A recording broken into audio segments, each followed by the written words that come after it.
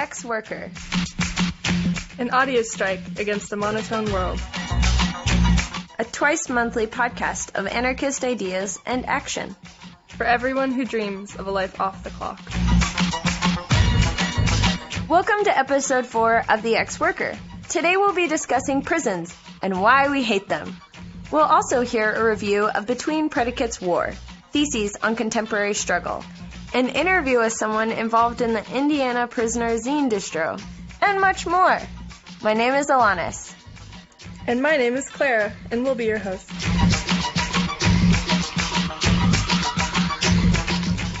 We want to know what you think. Direct all criticisms, black faxes, questions, or suggestions to podcast@crimethink.com. Or you can prank call us at 202-59-NO-WORK.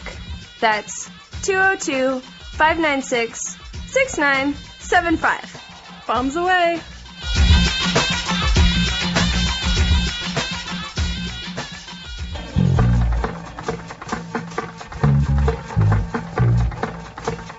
Before we get to it, let's hear some news and updates from struggles around the world. Clara? Riots have raged across Turkey for over a week after an occupation in Istanbul's Gezi Park was brutally broken up by police. The protesters, who are trying to prevent the construction of a shopping mall on top of some of the last remaining green space in the city, fought back with force. Clashes have spread to over 36 cities in Turkey and are no longer only focusing on the destruction of the park, but also government corruption, media silence around the protests, and President Erdogan's bid for a renewed religious fundamentalism in Turkey. A comrade holding it down at Gezi Park sent us his account. He writes from behind the rubble. The first barricade seems impenetrable. Hundreds of bricks piled high, torn fences, and flipped over cars mix into a single shield of corrugated steel, with long metal spikes sticking out front, as if ready to defend against any horse charge. But then you walk another 10 meters and see the next one twice as big, more bricks, more fences, graffiti all over it. Not only the main street and all of the side streets, every surrounding street is blocked. All the sidewalks are sand, having their bricks taken out and put to new uses. Constant streams of people are hanging out around each barricade, posing for photos. Vendors are selling spray paint, gas masks, and goggles between each barricade. iPhones, iPads, and all iDevices are capturing the moments of joy and pride for everyone. All ages join in the jumping on of destroyed cars, playing inside the smashed-out tractors, buses, and media vans. The Ataturk Cultural Center, a 5-story building on one side of Taksim Square, is draped with massive banners saying "Don't obey," "Tayyip resign," and huge flags of Ataturk, mixed with anarchist graffiti and football signs. The whole thing seems medieval, with helmets, javelin poles, and a view of the Bosphorus, Hagia Sophia, and Blue Mosque in the horizon. The majority of violence, it seems, has moved to the other 60 cities in Turkey, where demonstrations arose, especially in Ankara. The local demands of the Gezi Park demonstration no longer have any relevance for the majority of people taking part in this mass uprising, but everyone is still somehow unified by their opposition to the police and enraged at the overreaction of the government. What binds the hundreds of thousands of people in the Taksim Square together can't be explained by any political ideology or secular or religious divide or green movement. Rather, it seems that the sheer joy of taking over the center of the city has kept the movement alive, liberating it from both police control and the market imperative of growth. Please visit flickr.com/photos/Weltgeist for a growing photo archive of Gezi Park. Weltgeist is spelled WELTGEIST.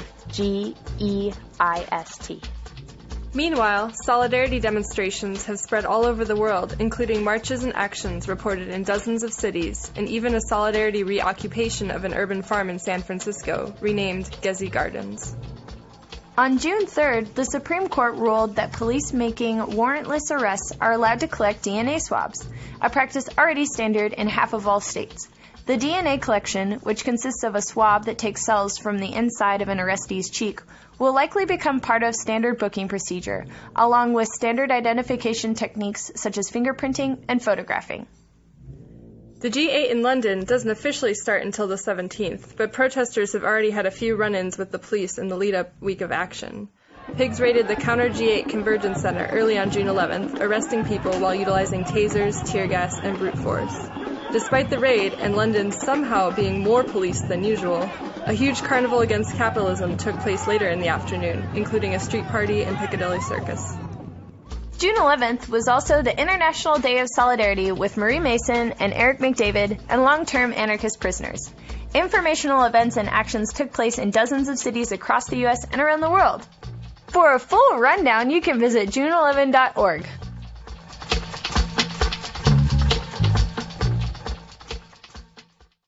Now it's time to hear some entries from the Crime Think Contradictionary.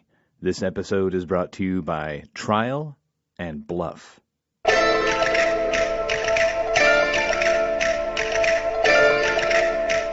Trial. A formal proceeding designed to emphasize the innocence of judges and lawyers by contrasting them with the defendant, often drawn from the most desperate sectors of society. If this exercise is not sufficient, the defendant is subjected to such an affliction that the worthy jurists can at least congratulate themselves on not being in his shoes. Bluff.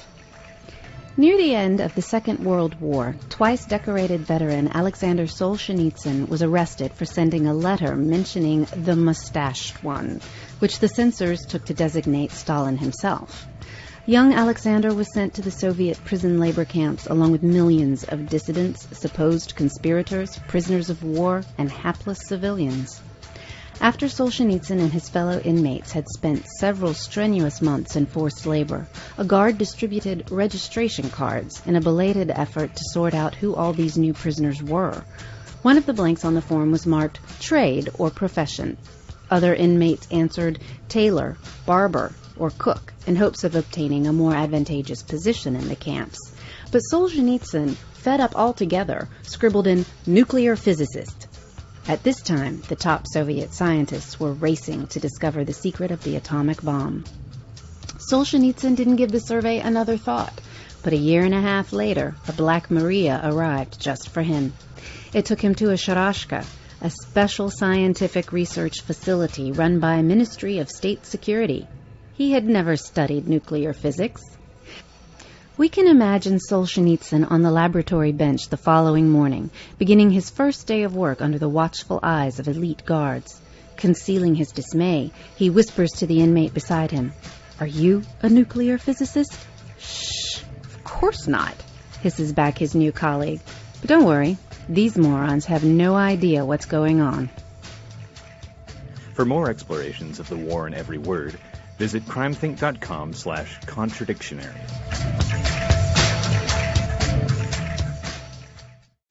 One day of prison, 2 days of prison, 3 days of prison, a month of prison. The door closes and opens, then closes and opens again. 3 months of prison, a year of prison. I need to know if others are thinking about me as much as I'm thinking about them. The days can't go by fast enough now. 482 days of prison, 483 days of prison, 480... Ask a warden how many people are imprisoned in his facility, and without a doubt, he'll tell you the maximum capacity. Bulging under the tension of incarcerating 1.6 million adults in state and federal prisons around the country, many prisons in the U.S. have had to make makeshift living quarters for detainees. Inmates sleep in public places like gymnasiums and cafeterias, and cells which were designed to house only one person now house 3. Marie Mason, in fact, once lived in a gymnasium-sized control unit that housed up to 20 female prisoners, but recently the space has been cut in half. For years, the United States has incarcerated far more people than any other country, today imprisoning some 716 people out of every 100,000. Over the past 30 years, the federal prison population in the U.S. has jumped from 25,000 to 219,000, and it's an increase of nearly 790%. As a result of harsh sentencing, the average age of prisoners is changing as well. Last year, some 95,000 juveniles under 18 were put in prison, and that doesn't count those in juvenile facilities. And between 2007 and 2011, the population of those over 64 grew by 94 times the rate of the regular prison population. So, in 2011, the Supreme Court labeled California's overcrowded conditions in its jails unconstitutional and ordered the state to release 30,000 prisoners by the middle of 2012. In response, California slowed the admission rate and had 15,000 fewer prisoners by the end of the year. The total state prison population dropped by about 70% due to California alone. And so though the U.S. prison population is shrinking slightly because of California, the number of inmates in federal lockup is increasing. Some prison reformists argue that the most important element in explaining the hefty incarceration numbers are mandatory minimum sentencing requirements at both state and federal levels. These requirements automatically set certain prison sentences for certain crimes. And reformists argue that changing these policies can reduce prison populations by reducing lengthy prison terms that contribute to overcrowding. But bending under their own weight, in 2011, 7 states weakened or repealed certain mandatory minimum regulations. That's kind of surprising, actually, since prison labor makes up a huge part of the American workforce. Slaves built the pyramids. Slaves built the Parthenon. Slaves built America. Slaves, this is your song. Thank you. Slaves. Thank you. Slaves. Thank you. Slaves. Slaves. This is your song. Thank you.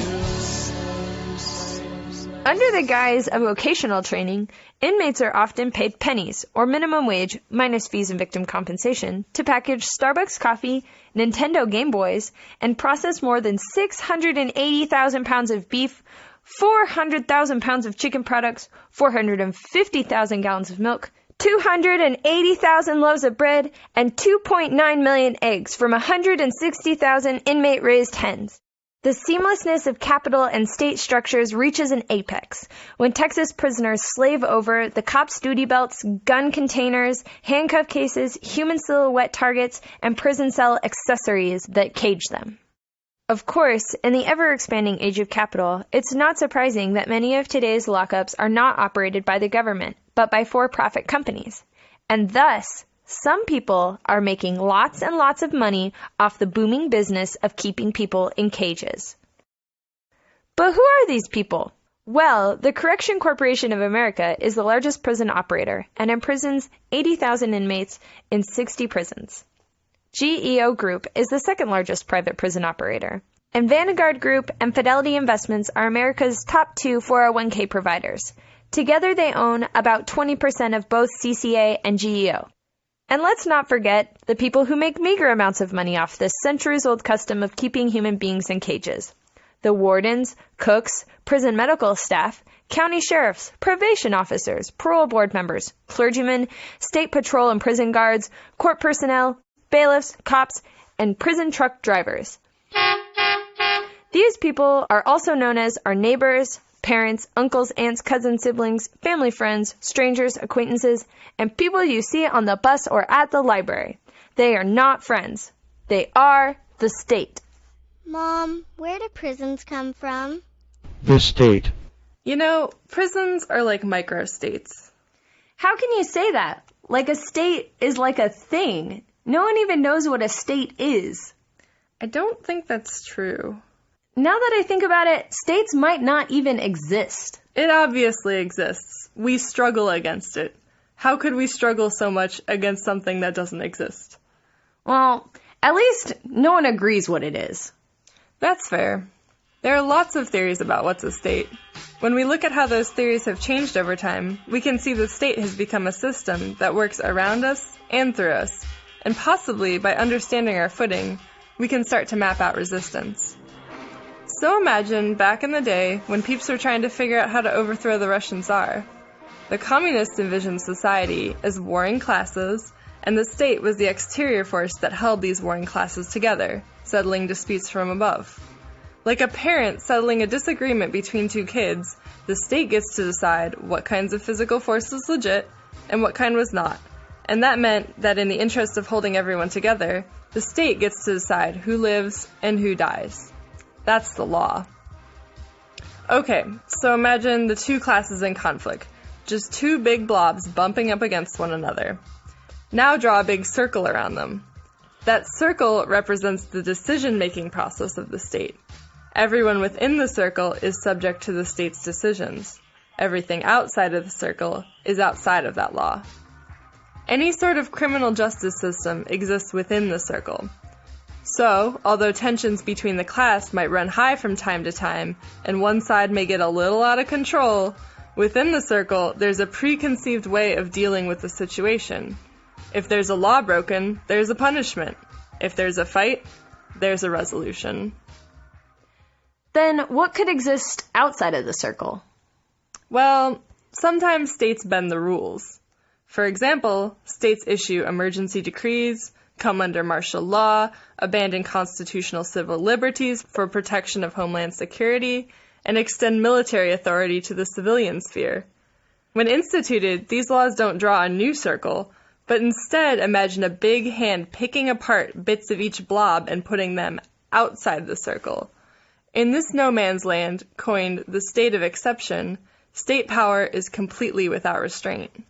And armed with every resource that the blobos within the circle has provided it. Great! Now that we have a basic diagram of the state, let's look closer at how it functions. By diagram, do you mean the blobs and their circle? Yep. Now we're going to look inside the circle with the understanding that there's a big hand hovering over the blobs and at all time ready to pluck bits of them away.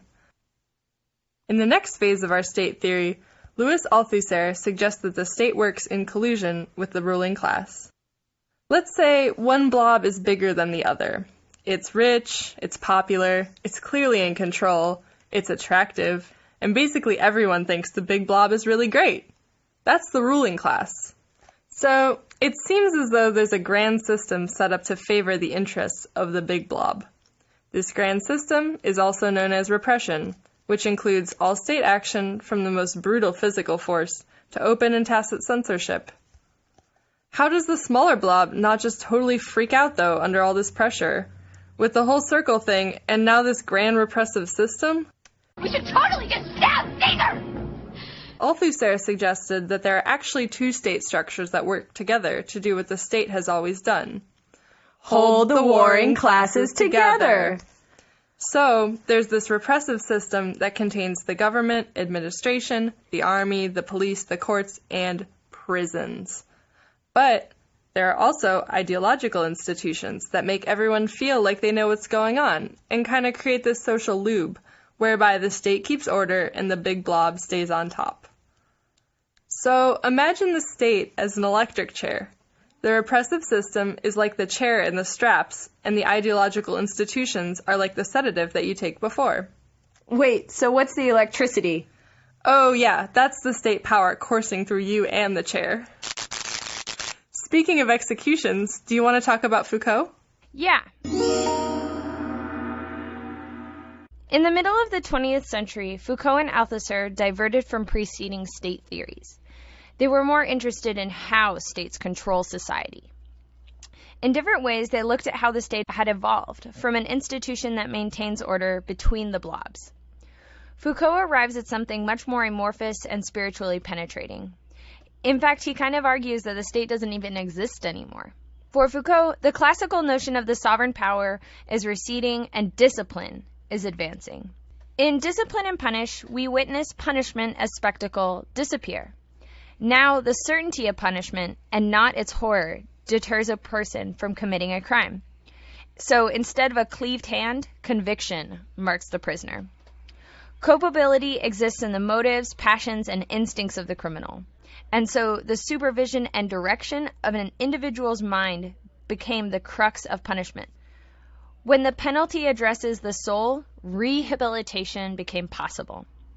And the power to punish becomes fragmented and shared among different points in society. So everyone can have a hand in judging a criminal.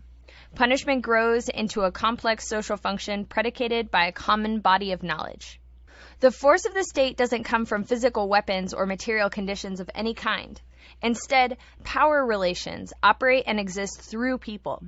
Power is not a property, but a strategy, and it's visible in the relations as people interact. Foucault would encourage thinking of the body politic as a series of routes and weapons by which power operates. And this history of power dynamics has shaped a genealogy of the soul. And now, the soul is the prison of the body. From here, the Situationists, a surrealist group of autonomous Marxists, scrawled on the wall of the Sorbonne during the riots of May 68, "How can you think freely in the shadow of a church?" In response, an anonymous comrade later wrote, "This impeccable question has wider implications.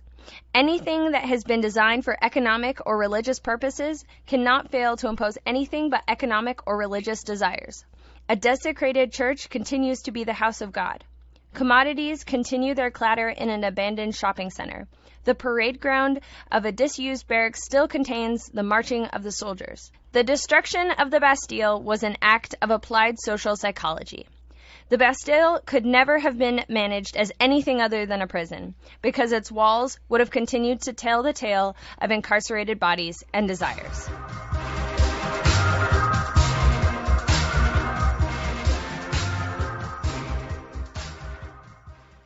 Mom, how do we destroy prisons? The contemporary prison abolition movement has deep roots in the abolitionist movement of the 1800s. Today, there are more black people under correctional control, in prison or jail, or on probation or parole than were enslaved in 1850, a full decade before the Civil War began. Academic and prison abolitionist Angela Davis.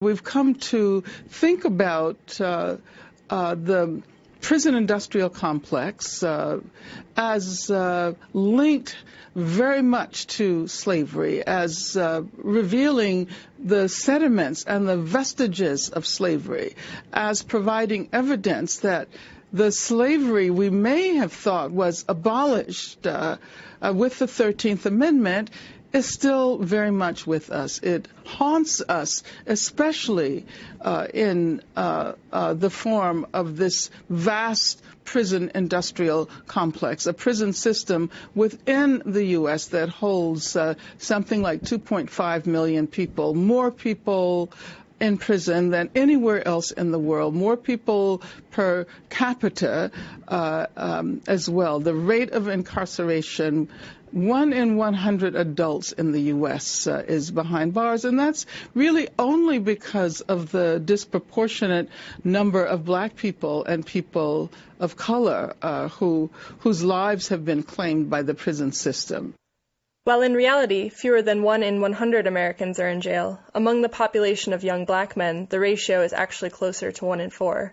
That's racist! Oh, well... Today, a young black man is more likely to be imprisoned than to get married or go to college.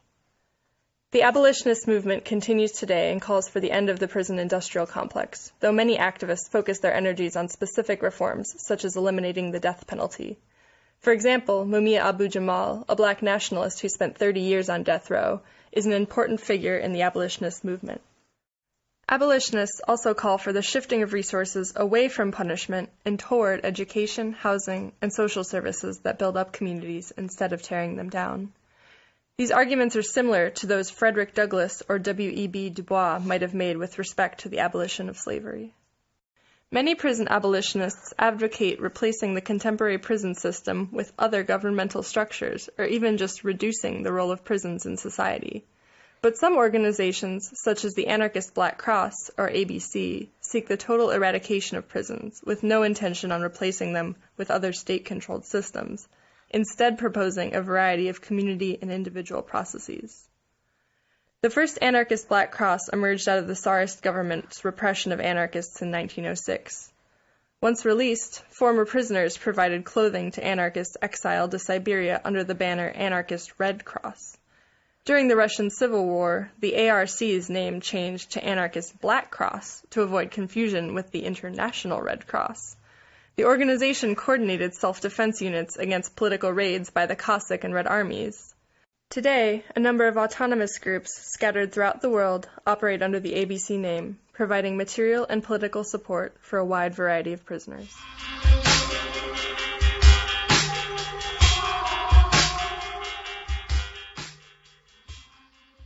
Mom, how do we destroy prison society?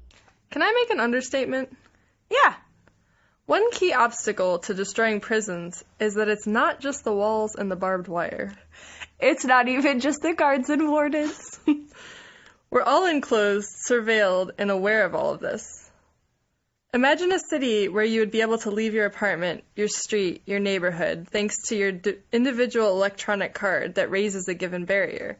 But the card could be just as easily rejected on any given day or during certain hours.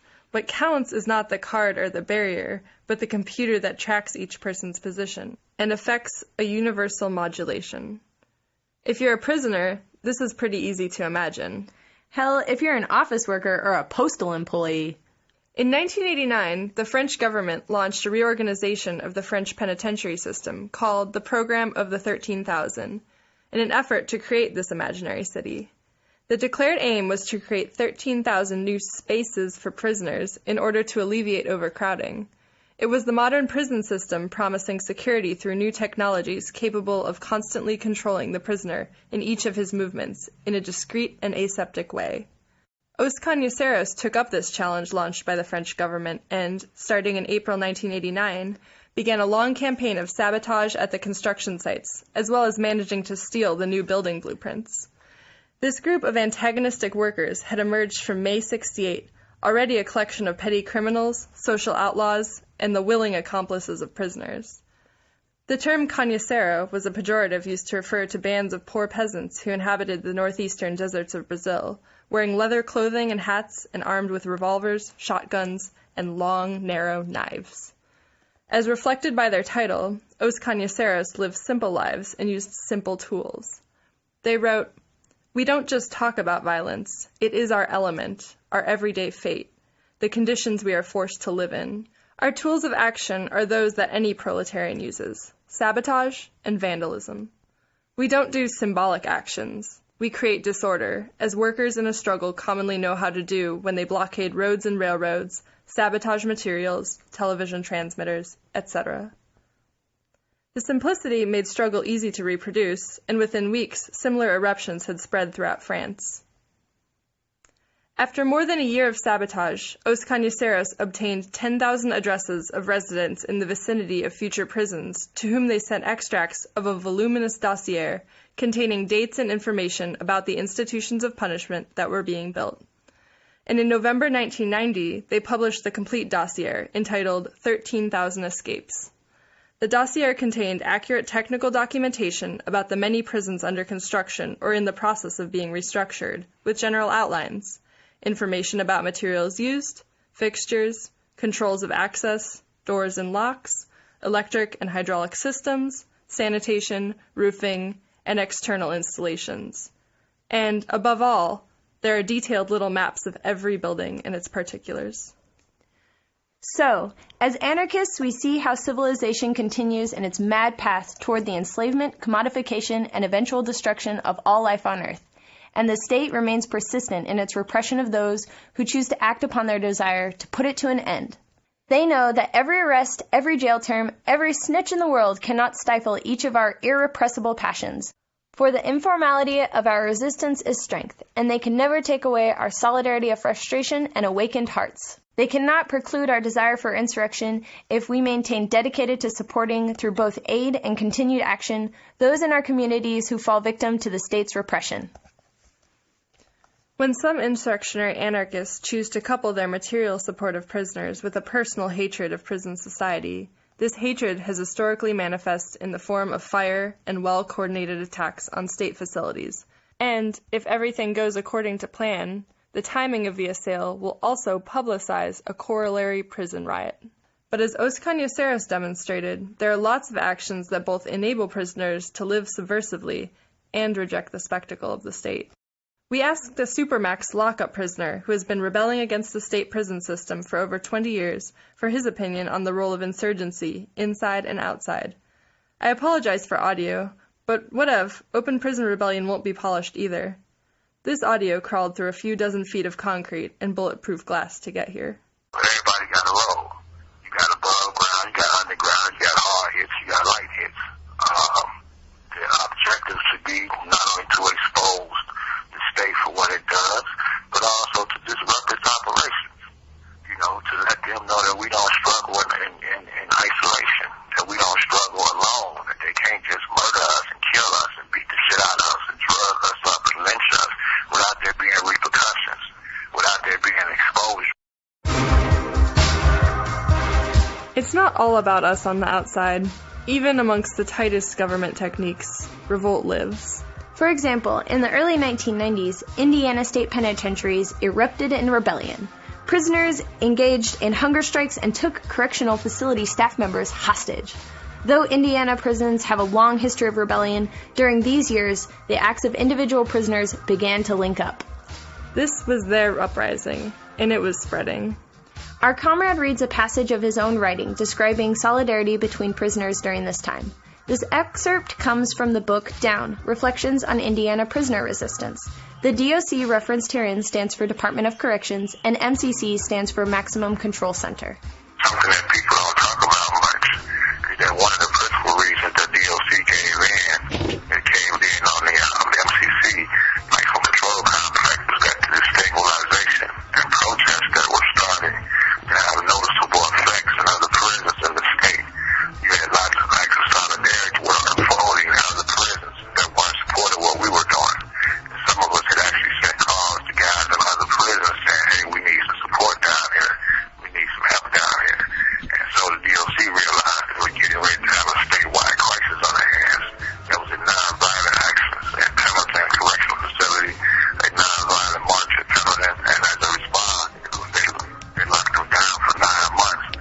So it was catching. It was like a praying fire.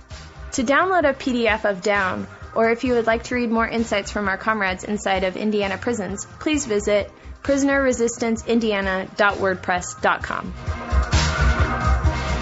In a closed society designed to annihilate subversion, rebellion behind prison walls is often met with escalated repression beyond the prison system's customary inhumanity.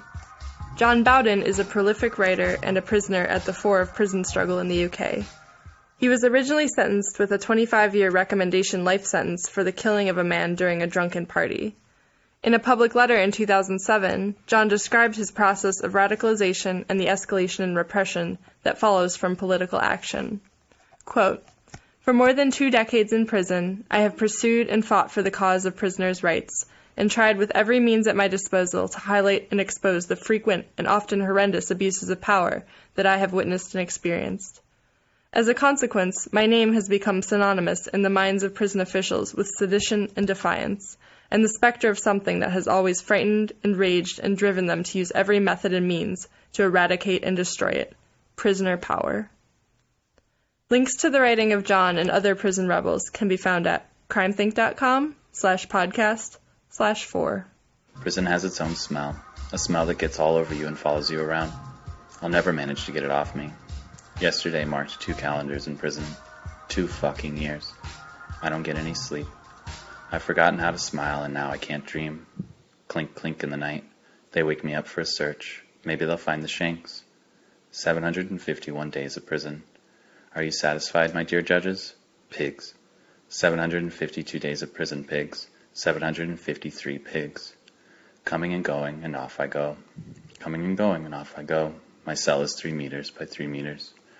From the second floor window I see 20% of the sky over the top of the fucking prison wall. I walk through the yard like an automaton. I walk kilometers in a yard measuring just a few meters. Boredom and boredom again. Today I vomited up my very soul. I vomited bars, walls, solitary confinements, years of prison, judicial sentences. I vomited 3 years of prison. I don't want to count anymore. I completely close my eyes and think. I think about my comrades, whom they're keeping far away from me in other prisons. I think about fires on the prison roofs. I think about everything prison has tried to make me forget. I think about a smile, a caress, a journey that doesn't end over there where the wall ends, a glance that isn't trapped behind the fucking prison walls. I stop thinking. I open my hand. I look at the metal file I have. Now I know. I know exactly what I have to do. Let's go then, once again, this time with feeling. Until the end, long live anarchy.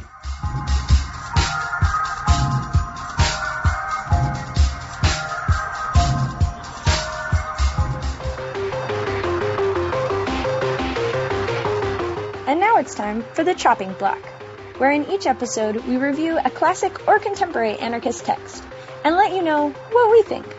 Today we're looking at a recent publication entitled Between Predicates War, Theses on Contemporary Struggle, from a rowdy assemblage of uncontrollables known as the Institute for Experimental Freedom. Between Predicates War comes at a time when many anarchists of the world are reeling from Occupy, the Arab Spring, London, Greece 2008, perhaps a soon-to-be Turkey, hashtags, austerity, and more forms of hefty repression than we can throw a brick at. We've struggled against governing forces, and the rubble of our lives puts a metaphorical spin on the isolating question of where do we go from here. Even the language at our disposal feels compromising. Where to? What is governing? What is struggle? What is this we? Proving the limits of language. Because there's a feeling there telling us that there's a situation unfolding and a party therein. The book feels like a strong deviation from other insurrectionary anarchist material. It's a pensive evaluation of the situation that we've got going on here. There's an insurrection afoot. Maybe. But how? And how could we be party to it? IEF postulates the end of the state as a solid institution that we could hypothetically bludgeon with a big stick, small flag. In the age of technology, governance has become a composition of intersecting techniques poised to extract power from the governed. Totally immersed, we move forward. A crisis erupts, and herein we call out autonomy and find, quote, a need for something else. IEF writes, autonomy, even in something as banal as an occupation protesting wealth disparity, carries with it a radically different human life. However, the question exists, how can we stop being creatures of government? If the popular assemblies and occupations are put to work for a mythic alternative, the development of self-managing communities to do the work of government, the exclusion of antagonisms in search of a pure, peaceful politics, then these forms will end up strengthening the anthropology of man as a passive being, removed from nature, with a penchant for safety. Between Predicates War insists that present struggles are departures from a social movement, and not just because they burn everything to the ground and incoherently lash out in the street, but rather because the struggles of today have many characteristics, such as random violence, growing and fermenting food, collecting crap, stealing from work, knitting, and making messenger bags, music, and parties, all of which surpass the expectations of governments. All of these and other gestures draw into question how the current world functions, and at the same time articulate another world. The book puts a lot of faith in gestures. But when a key question is how do we parkour our way out of this whole government business, a gesture starts to look like an answer. Without giving too much of this 104-page exposition away, things that resonated with me were that crime reveals the need for friendship, modern revolution is very sad and lonely, and communize everything, because we need access to everything that makes us want to keep living and keep fighting, IRL.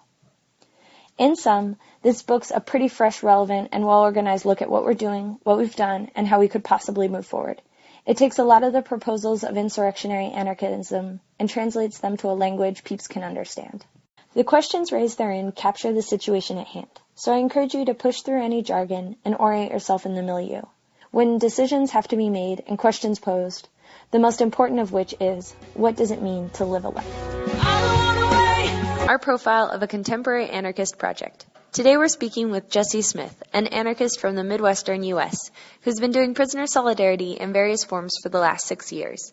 Primarily holding it down in Indiana, last year Jesse started the Midwest Pages to Prisoners Zine Distro. Today he sat down with the ex-worker to tell us about it and the nature of contemporary prison struggle. Midwest Pages to Prisoners is a Books to Prisoners program that has served 16 states around the country for over a decade. So the zine component of the books distro started about a year ago with the intention of distributing explicitly political material to prisoners, specifically in Indiana. The idea being that the material being distributed within a geographically specific region would allow for political discussions to occur both within and without the prison walls themselves. So looking at the idea of building networks of communication and building networks of personal relationships, both between prisoners themselves and amongst people on the inside and the outside, so that these connections can be used for furthering struggle against the prison system. Tell us a little bit about the mechanics of the Zine distro. So the way that it works basically is that with every package of books that goes out from the Midwest Pages to Prisoners project to a prisoner in Indiana, along with those books is sent a zine catalog that has the option of selecting up to 5 zines out of what I think is right now 115 selections from various categories about prisons or race or various radical history of social movements. We will fill that order and write a personal letter back to these people and request that they write us back about the zines, their reflections on them, their reflections on their personal experiences in light of what they're reading, whether it be about a historical movement or some sort of theoretical position that a zine is taking. And we can start a conversation from that point based on this explicitly political material, hoping that it will be a jumping off point for a relationship building process. So why did you make the decision to only distribute explicitly political material? There are lots of organizations that distribute books of all kinds, whether it be like pulp fiction or books about cats or what have you. There's lots of different groups that do that, and that's really helpful for people for their mental health and to help pass the time. But we decided to distribute explicitly political material because that was something that is lacking in a lot of these books to prisoners programs. Most of these programs rely on donations from individuals, and a lot of people either don't have those books or don't get rid of those books. And so, in my experience, has been an extreme lack of explicitly political material going out in these distribution programs. And the second reason is that prisoners don't have easily accessible means of getting these sorts of materials other than these books distribution programs. That didn't used to be the case. There used to be lots of radical prison rebels who would have libraries full of these things, libraries full of radical books and zines and pamphlets, and people would be writing their own political material, and they would have these libraries in their cells, and they could distribute those to people that would want to read them and what have you, and have reading groups with these various political materials. But in Indiana, throughout the 90s, those sorts of personal libraries were pretty much obliterated across the state, and lots of people lost all of their explicitly political material of whatever flavor it was that they had.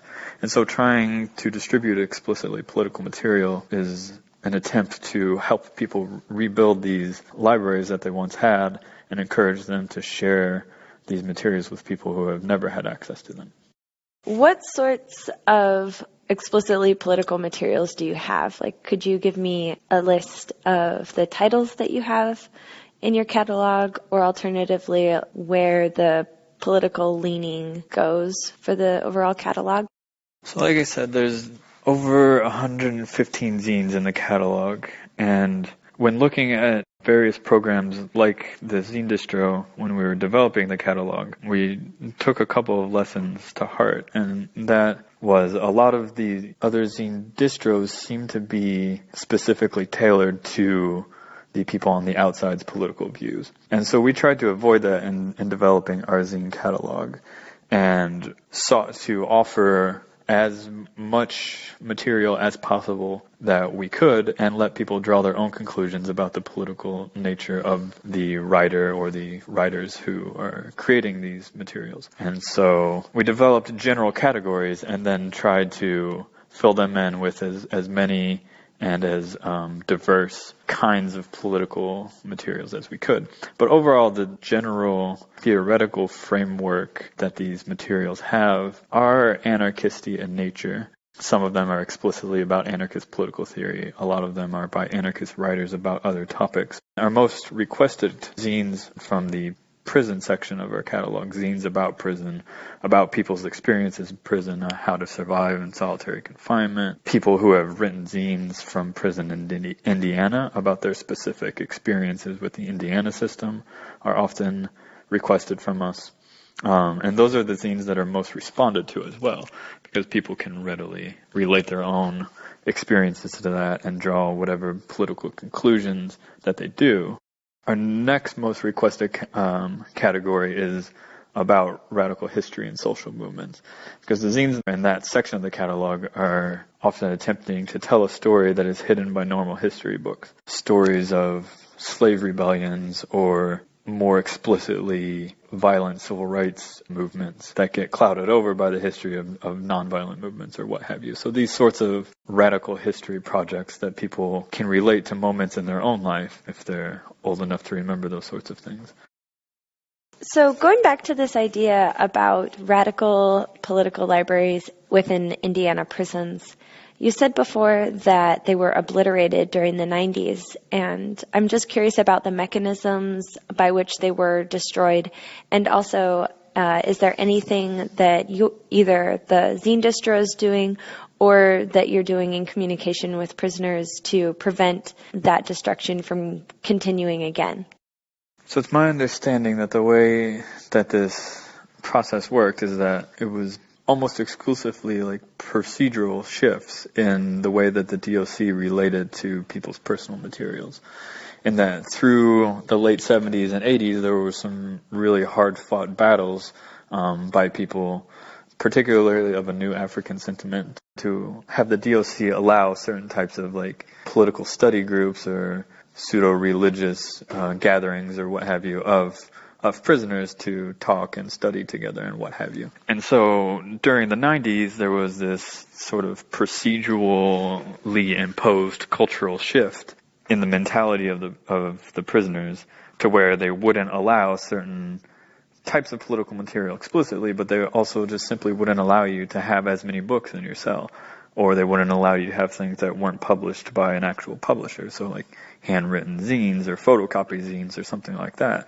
And then they started disallowing these like political study groups, these gatherings of prisoners where these things would be exchanged in the first place, became forbidden. And this went hand in hand with two other sorts of shifts. And this is all talked about more in the Down, a history of prison struggle in Indiana.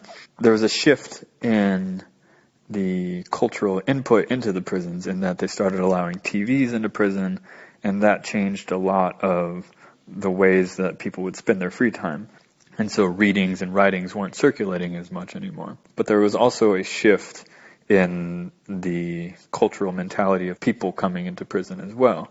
And that in the 70s and 80s, the people coming into a prison were in some ways a product of the late civil rights movement and the Black Power movement that was starting to come into fruition in the mid-70s into the early 80s, when it became primarily drug law offenders that were coming into prison in the early 90s, early to mid-90s. They were lacking in a certain sort of prerequisite political understanding that would allow for these sorts of conversations and study groups to take place. And so at the same time that all the political material was disappearing, the people that were coming in didn't know about the political atmosphere in the first place. And so there was this structurally imposed vacuum of political discourse that developed through the 90s, and my understanding is that it exists still today. And so one of the explicit goals of the Zine Distro is to not necessarily help people reestablish these physical libraries, but to flood the prisons with explicitly political material that can be easily passed around and shared amongst people, with the hope that they will then also share their opinions and start discussions of an explicitly political nature. It's not like there's a limit on the number of times people can write back to us, of course, and so we've been sending in packages and packages and packages to the same person, for instance. They're getting almost every zine in the catalog by now, and they're sharing it with people that they're housed with and people that they talk to and what have you. And so while maybe they don't necessarily get to keep all the physical copies of things that we send them, we are of course willing to send copies to anybody that they ask us to, or send them as many copies as they think is useful. Something that we're working on now is to try to make some sort of framework for more institutionalized reading groups or reflection groups. We all read the same zine and we all reflect on it and share our reflections, both between people on the inside and the outside and between people on the inside. And now it's time for next week's news. Here's some events coming up in the next few weeks. Finnish activists are holding an anti-mining action camp near Karelia, Finland, beginning June 18th. The purpose of the camp is to protest an upsurge in mining in the Nordic countries, which have destroyed many natural features in the east of Finland, and made the water of several lakes undrinkable. Chilean comrades have called the 20th through the 25th as days of action for the arrestees of the so-called security case.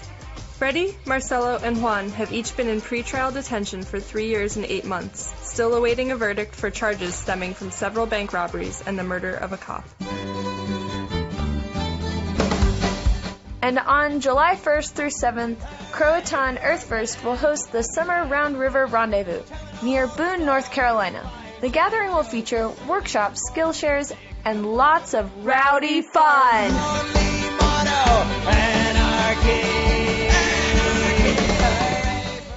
Prisoners in Pelican Bay have threatened to resume their hunger strike and work stoppage on July 8th if their demands are not met.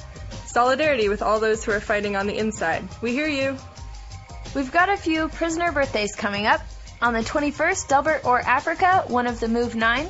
On the 25th, Abdul Majid, a black nationalist accused of killing a cop.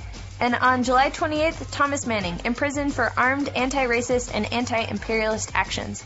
All of their addresses and information about how to write them is available on our website, so drop them a line.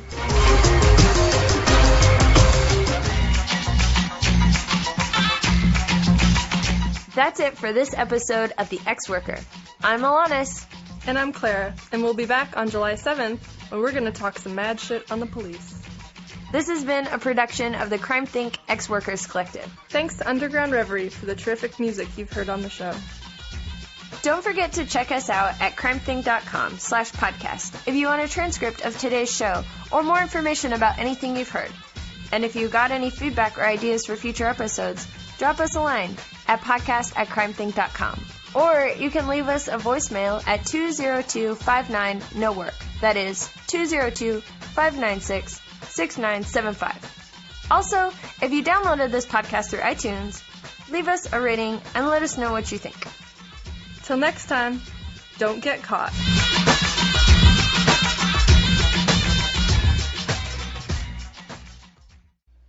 Okay, that's it. That's the end.